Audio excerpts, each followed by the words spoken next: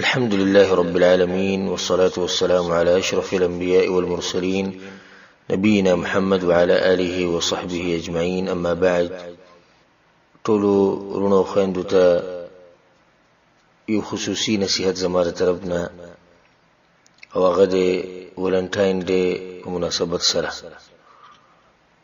دا اختر چې د ته په عربي کې عید الحب ویل کېږي، د محبت اختر او مشهور دی په ولنټاین ډے باندې.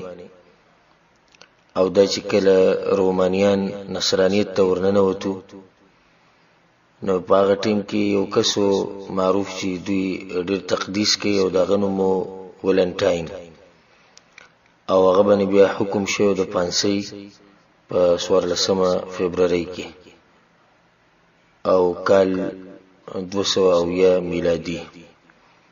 نو ځکه هر کال کې چې د 14 فبروري راشي نو په هغه ورځ باندې د نصارا دوی دا اختر مناوي او په دغه ورځ باندې فحش کارونه کوي او د زنا طرف ته دعوت ورکوي او دې ته د اختر دې ته د مینې اختر ویل کېږي. نو په دغه ورځ چې څوک چا سره عشق کوي یا محبت کوي والعیاذ بالله نو هغه هر څه کولی شي.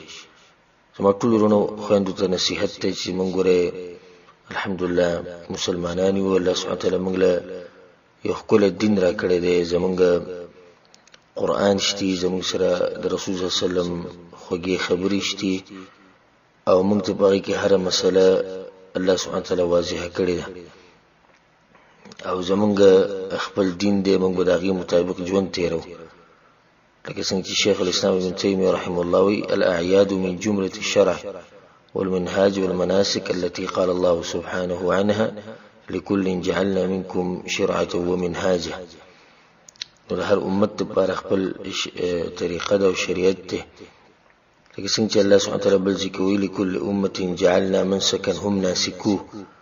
نو دغه شان لکه قبله شوه، د مانځه طریقه شوه، د روجې طریقې شوې، د الله سبحانه وتعالی موږ ته ښولي زموږ په دې شریعت کې.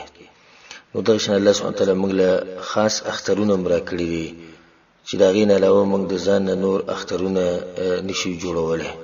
رسول الله صلی الله علیه وسلم په حدیث کې وایي ان لكل قوم عیدا وان هذا عیدنا. د هر قوم دپاره خپل اخترونه او دا زمونږ اختر دی. نو مسلمانانو له نه دي جایز چې دوی د نصارا د عیسایانو په اختر کې شرکت کوي یا د یهودو دی. لکه امام حافظ ذهبي رحمه الله وایي فإذا كان للنصارى عيد ولليهود عيد كانوا مختصين به فلا يشاركهم فيه مسلم. وإذا نصرانيانو که اختری یا د یهودو اختری نو دا به د هغوی خپل اختری مسلمانانو له پای کې شرکت نه دی جایز. لکه څنګه چې موږ د هغوی په دې قبله کې اوس د هغوی سره یو شانوالی نشو کولی یا د هغوی کې د عبادت طریقې جوړه کړي موږ په هغې کې د هغوی سره شرکت نشو کولی. او په حدیث کې راځي په صحیح سنن ابي داود کې د حدیث دی انس بن مالک رضی الله عنه حدیث دی چې رسول الله صلی الله علیه وسلم چې کله مدینې ته راغی نو دغه مدینې د خلکو 2 ورځې چې په هغې کې به یې خوشحالیانې کولې. نو رسول الله صلی الله علیه وسلم هغې ته پوښتنه وکړه دا څه ورځې؟ نو هغه ورته چې دا د جاهلیت د وخت نه چې دی زموږ ورځې موږ پکې خوشحالیانې کوو. رسول الله صلی الله علیه وسلم ورته وایي ان الله قد ابدلکم بهما خیرا منهما یوم الاضحى ویوم الفطر. الله دې یو بدله کې تاسو له ډېرې ښه ورځې درکړي دي او ښه اخترونه یې درکړي دي او هغه یو د وړوکي اختر دی یو د لوی اختر دی. نو زموږ ټولو وروڼو خویندو ته نصیحت دی چې دا اختر چې دی دا یو بدعي اختر دی، د دې هېڅ بنیاد نشته په شریعت کې.